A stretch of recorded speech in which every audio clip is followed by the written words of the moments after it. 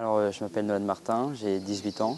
Je suis étudiant en section européenne au lycée de Loches et je fais partie de l'association depuis une dizaine d'années. De base, c'était ma grand-mère qui était bénévole dans l'association, qui est toujours d'ailleurs. Et donc je venais avec elle depuis tout petit et au fil du temps, j'ai pris plus de place dans l'association jusqu'à maintenant être secrétaire. Bonjour, je suis ravi d'être ici. Je m'appelle Léopold Grindel-Cholet. Ça fait aujourd'hui 3 ans que je suis dans l'association Europe Berry-Touraine et grâce à elle, j'ai pu participer à 3 projets Erasmus+, qui m'ont beaucoup appris, notamment sur le rôle de l'Europe qui est parfois méconnu à l'échelle locale et notamment avec mes camarades de classe. Je fais partie d'une section européenne dans mon lycée qui m'a permis justement de rejoindre cette association et de participer à ces projets dans des pays que je n'aurais pas forcément connus si je n'avais pas eu la chance de faire partie de cette association. La toute première expérience que j'ai eue avec Erasmus, c'était en octobre 2021 en fait. J'ai fait un projet qui s'appelle Récital, c'est-à-dire que c'était en France et j'ai rejoint un groupe qui avait déjà fait une partie en Pologne et c'était vraiment super sympa. Ça a été ma première approche. On est resté 10 jours là-bas et on a noué des liens très forts en fait avec les autres citoyens européens, notamment des Portugais avec qui je me suis très bien entendu. On a beaucoup débattu et partagé autour des objectifs du développement durable fixés par l'ONU. C'était en seconde à ce moment-là, du coup octobre 2021. Et ensuite, la première fois que je suis partie, c'était au Portugal, donc en avril 2022. Et là-bas, ça m'a complètement bouleversé cette expérience parce que on est parti notamment à l'occasion de leur fête nationale qui fêtait la Révolution des œillets. Et en fait, c'était un message très fort parce que ça m'a permis de comprendre que même si le Portugal, c'était un pays qui est éloigné, on n'a pas de frontières directes avec, et on a quand même on a beaucoup de valeurs en commun avec eux, notamment la démocratie, la liberté, pour laquelle eux se sont battus. Et l'année dernière, j'ai participé à mon troisième, quatrième projet Erasmus+, en Roumanie, dans une ville qui s'appelle Onesti. Et c'était la première fois que j'allais dans un pays de l'Est, et c'était une expérience vachement bouleversante aussi, parce que même si c'est une culture qui est très différente de la nôtre, parce qu'ils ont un passé différent avec les régimes communistes, etc., on se rend compte que les jeunes qui sont là-bas, ils partagent les mêmes problèmes que nous. Au quotidien, ils font face à des problèmes, à des situations que nous aussi on rencontre, et on s'y serait pas forcément attendu, puisque moi je sais que j'habite à Châtillon en France, mais me dire que dans une petite ville de 4000 habitants de la Valachie en Roumanie, il y a aussi des jeunes qui sont là, qui se demandent comment est-ce qu'on peut améliorer telle ou telle situation.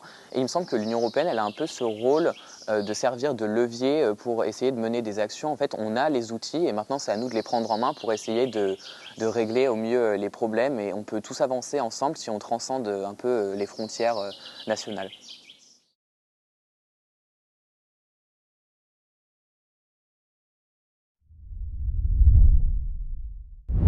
Causes of poverty. There are some examples. Lack of shelter, limited access to clean water, food insecurity, physical disabilities, lack of access to health care, unemployment, absence of social services, and gender discrimination. COVID unfortunately set back the progress that the world made in eliminating poverty around the world. The progress was set back 8 to 9 years, and the inequality in between countries worsened for the first time in a generation, which is horrible.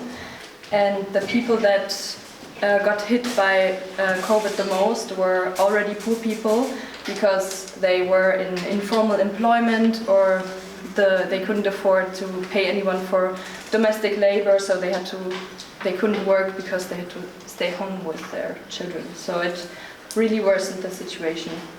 56% of extremely poor people, which is people that earn less $1.90 per day, live in sub-Saharan Africa, but also in other regions like South Asia or South America is also critical. So what can we do? Provide clean water, increase access to education, active engagement in policy making. So you should be aware of who you vote, and use your purchasing power wisely. It is a fact, over 800 million people go to bed hungry. 300 million from this number are children. Hunger can cause irreversible damage to the body and inhibit further development. Malnutrition causes more than half of all deaths among children under 5 years of age worldwide. But the problem of hunger, it starts from far away, like the production of food. We've been searching information about it, and we found that to produce 1 kilogram of beef, we need 15,000 liters of water. So they use this water and then we can't use it anymore, and that's a big waste for the population. For 1 kilogram of eatable plants, we need almost 700 liters of water, and for 1 kilogram of Nutella, we need 1,600 liters of water. And along with the conflicts, the climate changes, the rising cost of living, the civil insecurity, and the declining food production, all of this, they contribute to the food scarcity and high food prices, and this change of economy doesn't make things easy to buy food.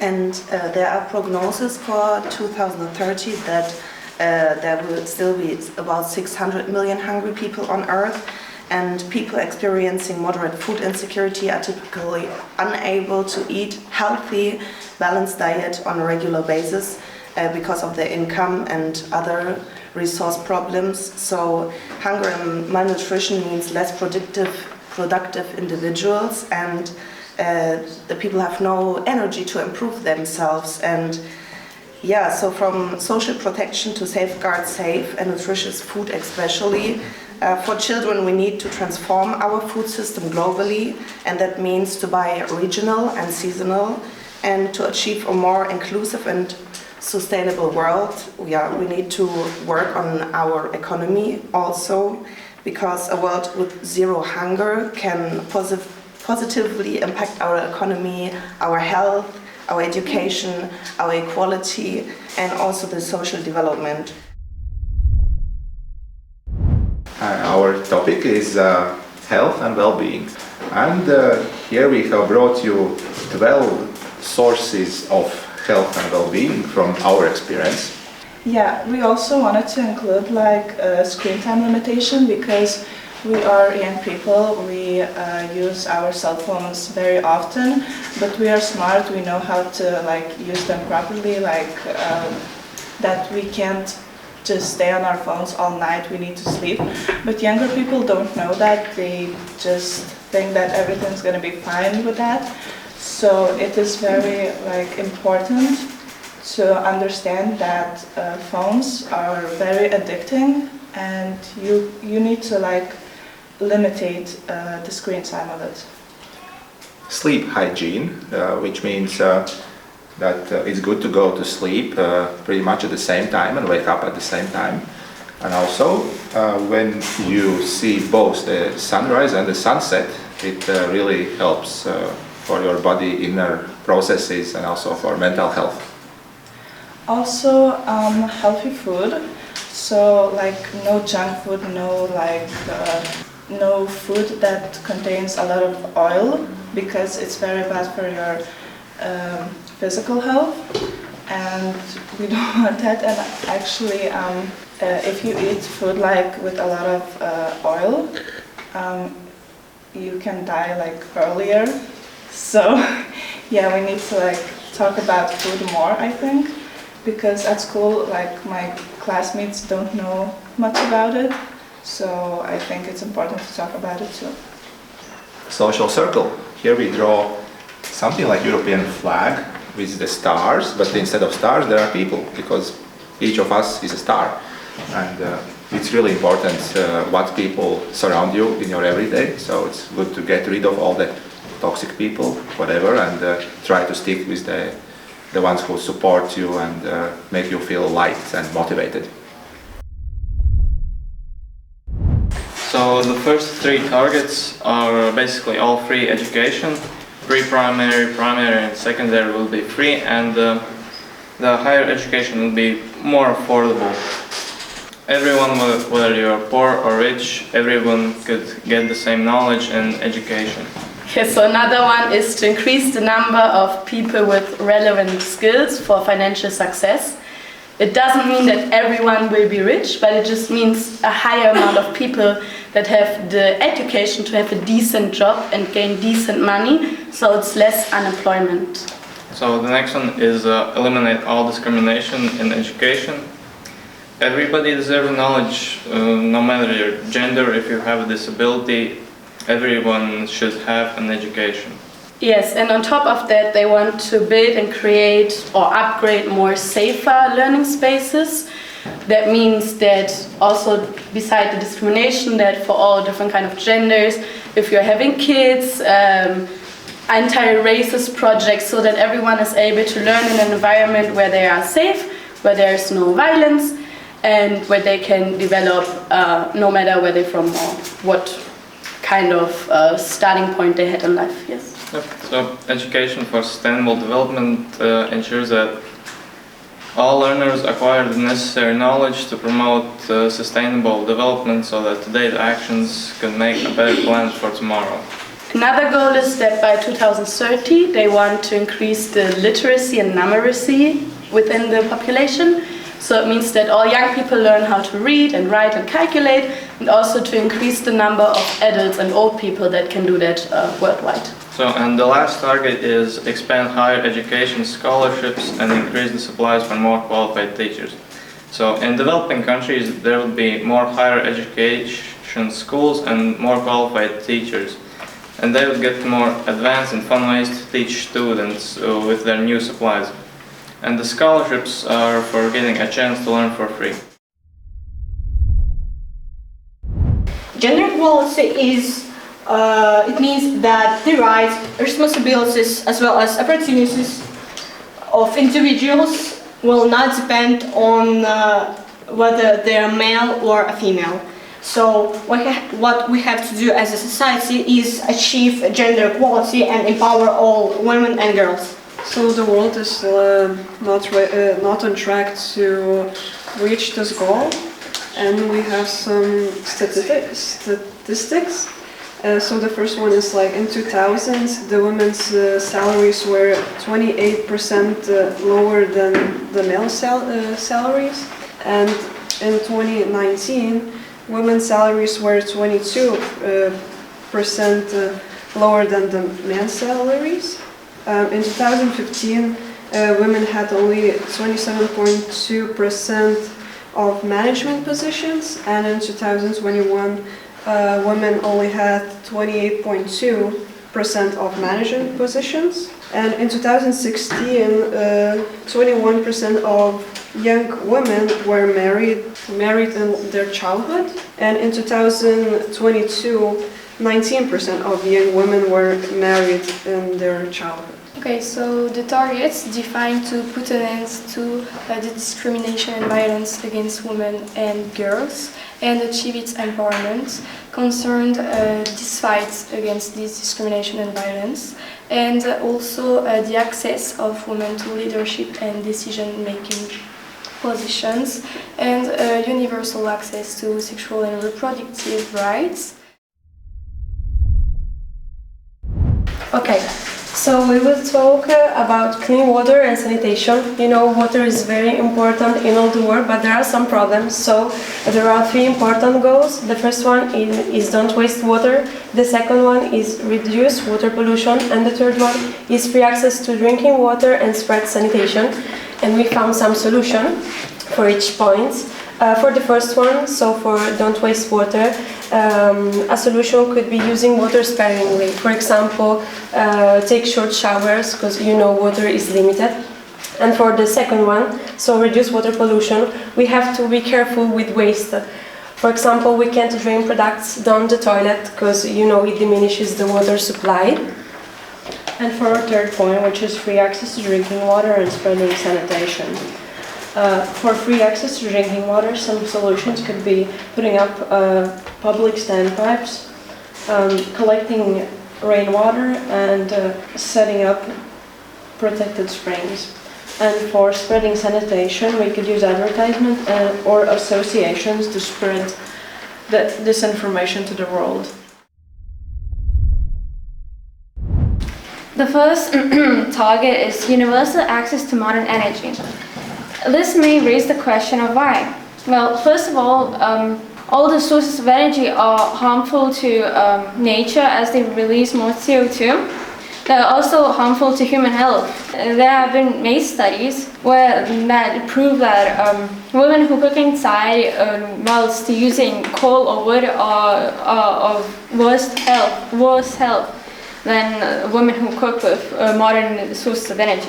The second goal is increase global percentage of renewable energy. Now, we must remind ourselves that everything is limited and energy is not an exception. So action is being taken by using solar panels, wind turbines as drawn here, and dams that produce energy from water. Third goal is double the improvement in energy efficiency. So as I mentioned before, we have limited energy, and the action that is taken for this goal is that governments are funding more rural areas to improve education and provide ability to use modern energy. The fourth target is promote access to research, technology and investment in clean energy, including renewable energy, energy efficiency, and to promote investment in energy infrastructure and clean energy technology. So to achieve that target, the international financial flows to developing countries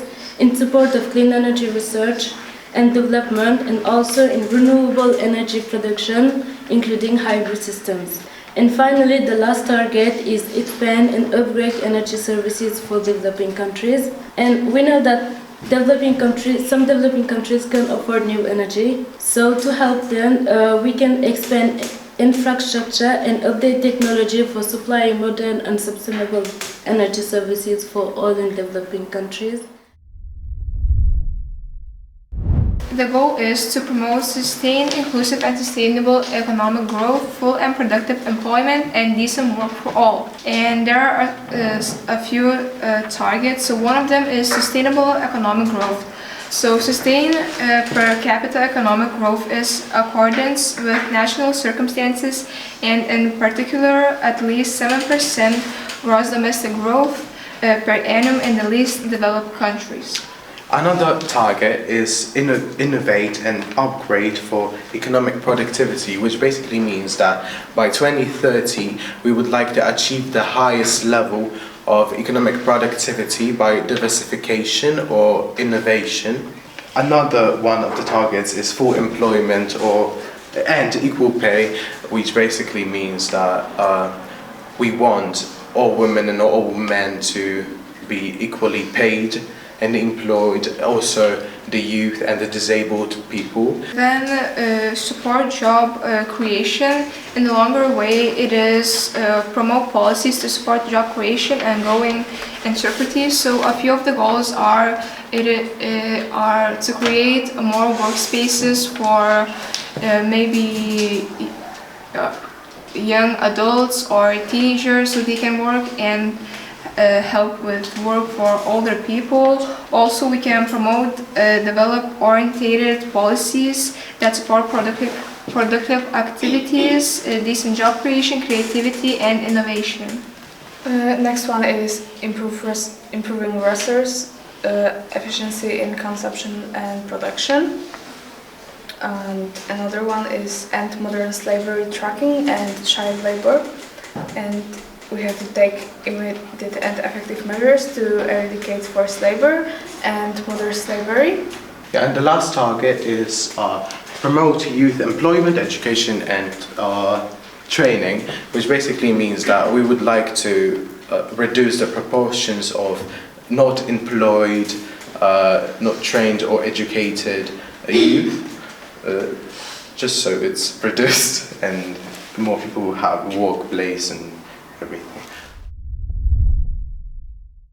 So we are talking about the Sustainable Development Goal number 9, that's industry, innovation and infrastructure. And the main goals are build a resilient infrastructure, and inclusive industrialization and foster innovation. I'd like to start with the industry. It's essential to start putting money into new companies, new manufacturers, like high-tech companies, like in Asia or Japan. We need to invest in small companies because, you know, small companies are like a boat. They are more flexible into changing direction of production than big corporations.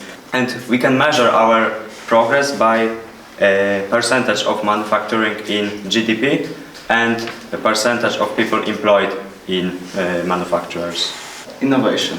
What innovation is a new method, idea, product. Innovation from progress is foster technological innovation, research, sustainable technologies. It means more eco, more friendly for environment. Capacity development. This includes equitable access to information and knowledge, especially through the internet. At the heart of effort to achieve environmental goals is technological progress, including increasing material and energy efficiency. Yeah, and about infrastructure is really crucial for the development. For all the CDGs, there's not an end goal, but it's like the pillars to build the other SDGs. And one example of the transport infrastructure is like building a bridge that links like a rural area to an urban market. So this bridge allows like people to have a work in the construction and also have like this access from rural to the market, or also like rural people that want to go have a specialized healthcare system they can access in these urban areas. One example of power generation is power generating houses that in the long term and with the innovation they can produce more energy than it consumes.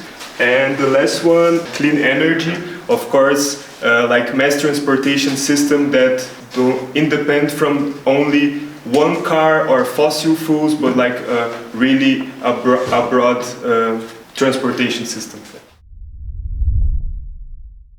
We are going to talk about reduced inequalities, but firstly we have to understand what inequalities are.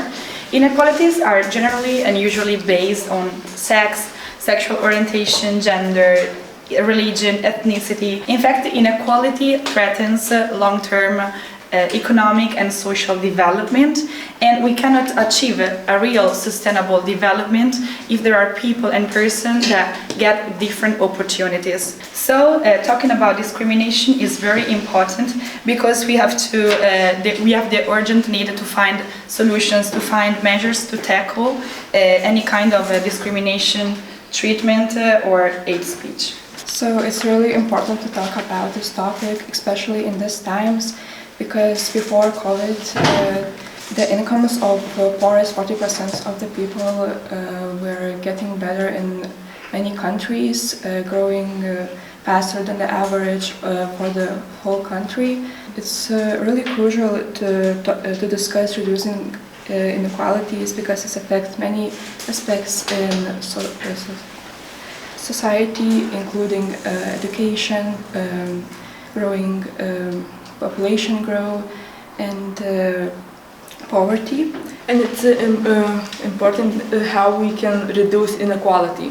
Firstly, we could make greater efforts to eradicate extreme poverty and extreme hunger, also invest in healthcare, education and social aspects of it. Also make sure that everyone has a job, even younger people, immigrants and refugees. And the last one is governments and other huge shareholders could promote safe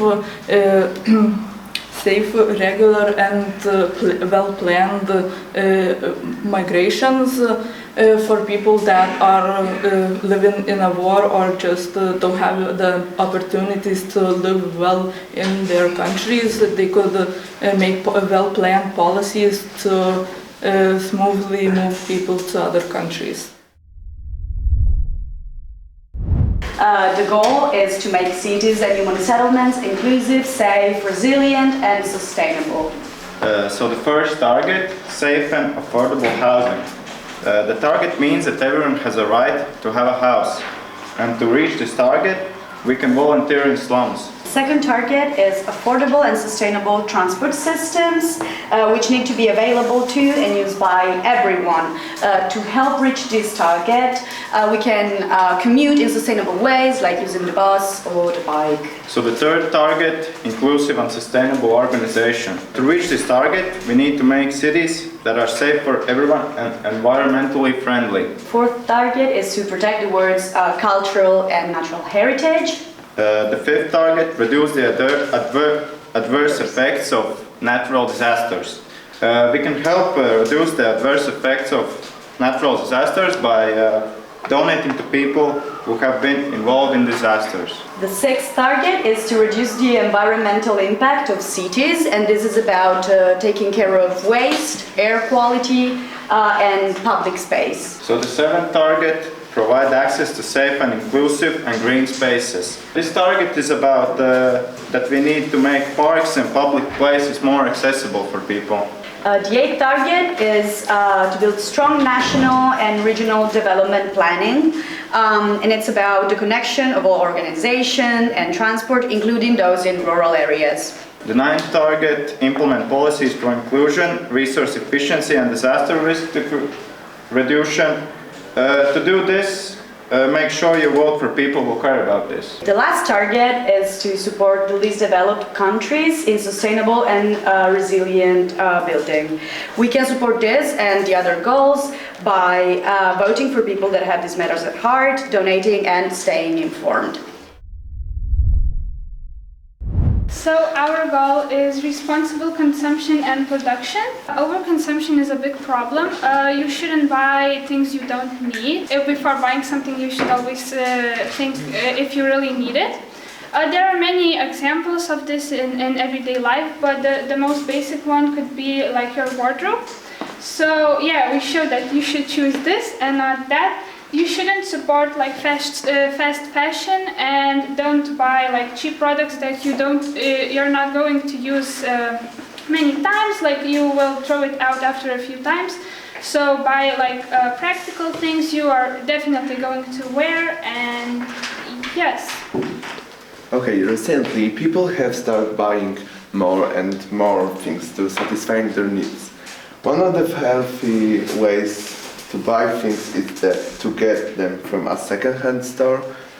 There is also an app like Vinted, in which you can sell your clothes to you no longer wear and give them a second life. So the point of our project is that we try to promote anti-consumerism. So we don't buy things we know we won't use many times, that we don't need. And we hope that if we try to buy less things, the companies will start to produce less things. There are 5 targets to create action to combat climate change. First is strengthen resilience and adaptive capacity to climate-related disasters in all countries. Second is integrate climate change measures into national policies and planning. Third, build knowledge and capacity to meet climate change. Fourth, implement the United Nations Framework Convention on Climate Change. And the last one, promote mechanisms to raise capacity for planning and management. Also, to reach these targets faster, every one of us can do something by himself. Recycle paper, glass, plastic and metal, and also old electronics. Compost. Composting food scraps can reduce climate impact, and choose reusable products. Here's a bike. Offset your carbon emissions. You can go shopping via bike and don't be like Taylor Swift, if you know what I mean. is you can try to be a vegetarian just for one day or 1 week. Try to consume less meat because the meat production industry has a huge impact on the environment. It takes so much water. And the next thing is overconsumption. As you know, overconsumption is a problem due to finite number of natural resources on the planet. For example, if humans utilize all the trees on the planet for lumber without growing more, trees will be cease to exist. Using environmentally friendly products, they often contain recycled materials that are easy to recycle, or materials collected from natural source that are easy to replace and least harmful for environment.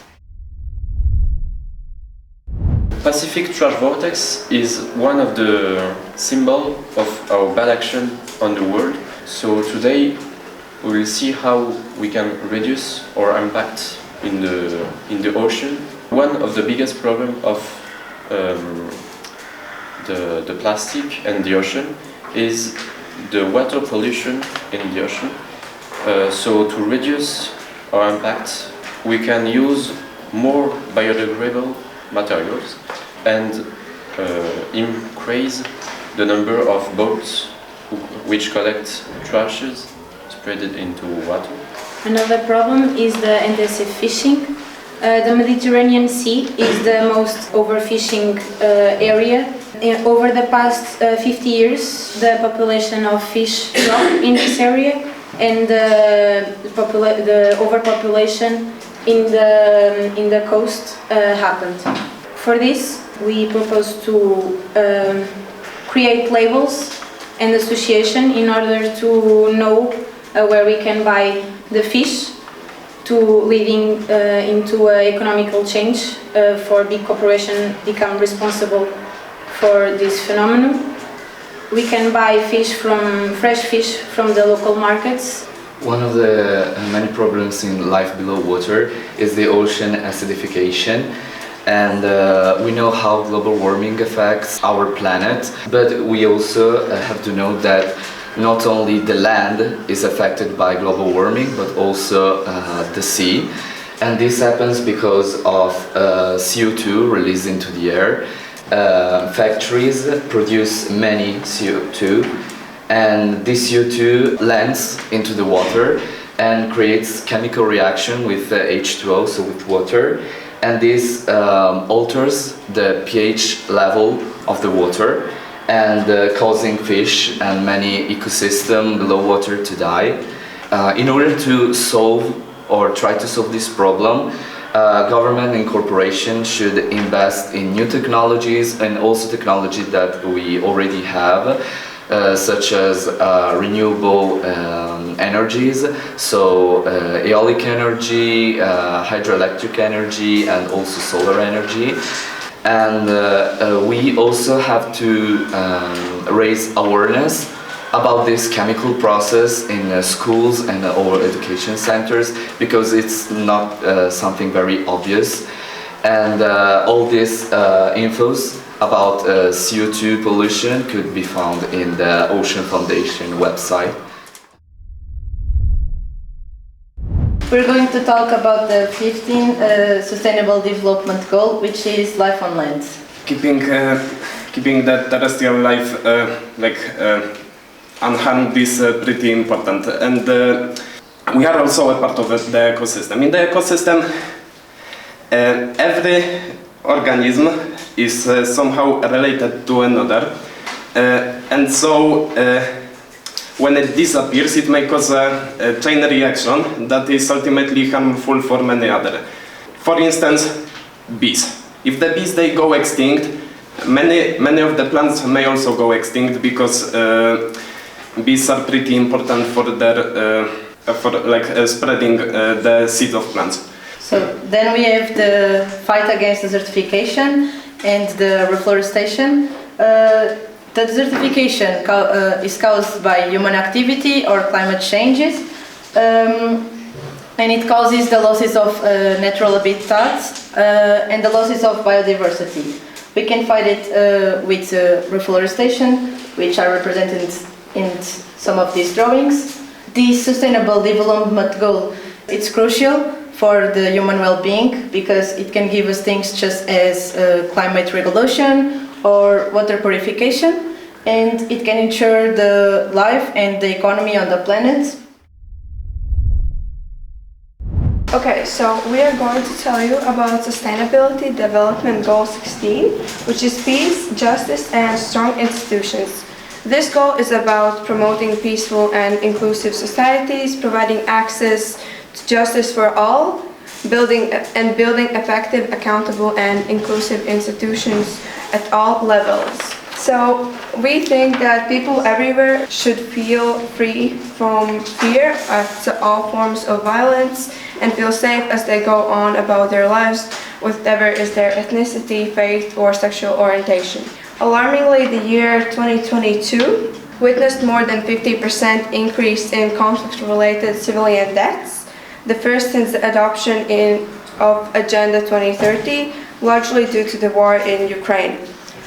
High levels of armed violence and insecurity have a destructive impact on a country's development, while sexual violence, crime, and exploitation and torture are prevalent where there is conflict or no rule of law, and countries must take measures to protect those who are most at risk. And globally, about almost 500,000 people were victims of homicide in 2021. Which is the highest number of victims in the last 20 years. So 1 billion children experience any kind of violence every year, and one child dies because of violence every 5 minutes in the world.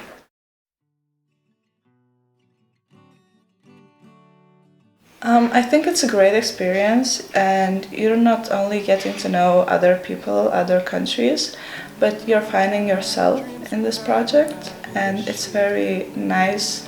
One situation will stay in my heart because we as the German team had a very special moment because we were visiting a concentration camp. I was really thrilled by it because of the history. I learned a lot of information about it. It was the first time I ever visited one, and it was a bit heavy, but made me reflect a lot when I was visiting. It was interesting for me to be confronted with our history in another country, so that it has influenced many other persons and their life. I read a sentence that I totally agree, and I'm always saying that those who cannot remember the past are condemned to repeat it. So it's really interesting to not only learn from books, but also be there, be in the moment and experience it, how it was like, even though I would never understand it fully. And then when we went to Lublin, we had a really nice guide. He showed us everything around. I think it's a cute city, like the colors and the architecture. And it was really interesting. Also, we had a rest time there, and we traveled on our own. And I feel people got into their groups and new groups, new friend groups, and got to know each other better. Yeah, the moments I preferred were at the lake, but I think everyone liked this. It was a really relaxing moment with the nature, with all of us together, jumping in the water and playing games. We already knew each other, so it was a lot more comfortable to be with them and talk with them, and just really fun. It was relaxing and really funny, and these are the moments that I will remember forever. And also I had my birthday on Saturday. All the people in here, they did a big surprise. It was very awesome. It was very beautiful. I cried because I had a lot of emotions in me. I think my favorite was the cultural night, because then the people get together and it was trying something that I've never did. For example, dancing the typical Lithuanian dances. And then you're able to view not only the country's history or some interesting facts, but you can also experience the food that you wouldn't be able to get in your country. I think it's very beautiful thing to do because you get to know that country and you get to like taste their food, and it's something different and something exciting. I'm just really grateful to be here. If you get an opportunity to be here, take it, because it's really worth it. This type of projects make me reflect, made me have a critical thinking, make me get out of my comfort zone, which is a really important thing. I feel like for the people who are shy or don't talk that much, it is also a great experience. Here you can express yourself, like you have to do it, but you get used to it. I think that every person that has the chance to participate should just get into it. I'm very grateful to get the opportunity to meet people from different countries, and I don't have to pay any money. I'm just here and I don't know what will happen because it's my first exchange. I hope that everyone in the world can get the opportunity to do this kind of projects once in their lifetime, because they're really helpful for our personal development and to our future. It's just awesome how all the people are kind and nice to you, and just you feel like warmth around you. I think if you want to create this world, you have to start, keep in touch, go and meet new people, go in new situations, get out of your comfort zone. And it's not that like risky, because you do one step and everyone is doing this step, and then you can start going from this new situation, and only beautiful things can happen.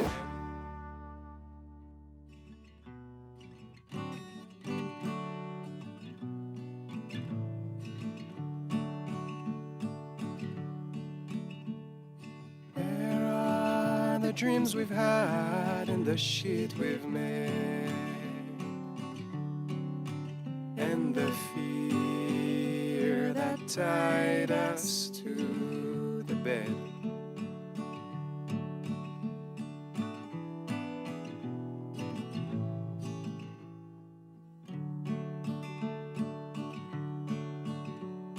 Sometimes it takes a blind man to see.